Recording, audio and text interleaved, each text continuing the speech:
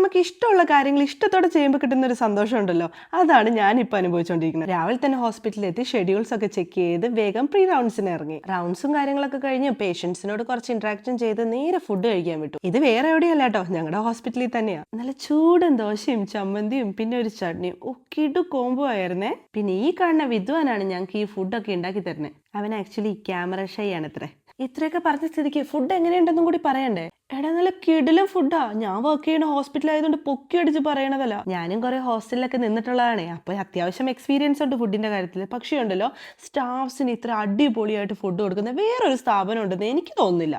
ഇതിൽ ഞാൻ പറയുന്നുണ്ട്, ഇങ്ങനെ തിന്നോണ്ടിരുന്നാൽ ഞാൻ മിക്കവാറും തടിച്ച് ആനക്കുട്ടിയാവുന്നു. എന്തായാലും ഫുഡൊക്കെ കഴിച്ച സ്ഥിതിക്ക് സമാധാനമായിട്ട് ഡ്യൂട്ടി കണ്ടിന്യൂ ചെയ്തേ. ഉച്ചവരെ അഡ്മിഷനും പേഷ്യൻസുമായിട്ട് ഫുൾ ടൈറ്റ് ഷെഡ്യൂൾ ആയിരുന്നേ. ആക്ച്വലി എൻ്റെ പപ്പായും അമ്മയും ഗവൺമെന്റ് എംപ്ലോയീസ് ആണ്.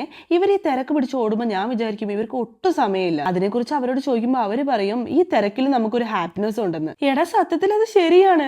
ഇപ്പൊ എനിക്കത് ശരിക്കും മനസ്സിലാക്കാൻ പറ്റുന്നുണ്ട്. ഞാൻ ചെറുതായി വിഷയത്തിൽ നിന്നൊക്കെ തെന്നി മാറുന്നുണ്ടോ എന്നൊരു സംശയം. ഉച്ചയായപ്പോഴേക്കും വിശപ്പിന്റെ കോള് വന്നു. പിന്നെ പോയി ഫുഡ് അടിക്കാണ്ടിരിക്കാൻ പറ്റില്ലല്ലോ. വളരെയധികം പ്രതീക്ഷയോടെയാണ് മെസ്സി ചെന്നത്. മെസ്സി ചെന്നപ്പോൾ അതിലേറെ സന്തോഷം. നല്ല ചൂട് പാർന്ന നെയ്ച്ചോറും പൊരിച്ച കോഴിയുടെ ചിക്കൻ കറിയും എൻ്റെ പൊന്നു അടിപൊളിയാണേ, ഒന്നും പറയാനില്ലേ.